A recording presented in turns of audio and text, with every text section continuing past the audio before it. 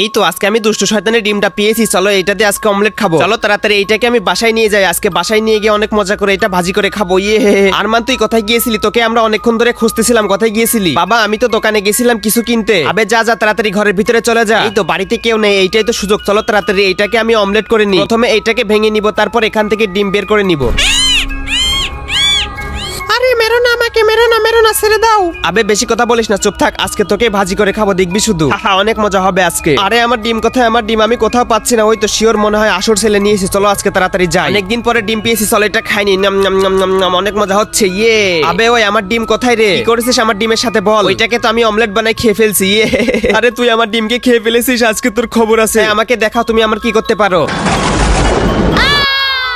তুমি যদি এই ছবিটাকে মন থেকে ভালোবেসে থাকো তাইলে একটা লাইক একটা সাবস্ক্রাইব করো, যদি না করো তাহলে আমি বুঝে যাব তুমি ছবিটিকে ভালোবাসো না। ইমাম সাহেব ওই শয়তানটা আমার ছেলেকে 2 খন্ড করে দিয়েছে। আরে তুমি এটা কি বলতেছো? ঠিক আছে তাহলে আমার সাথে চলো। তোমরা কি জানতে চাও এরপরে কি হয়? তাহলে কমেন্টে পার্ট 2 লেখো।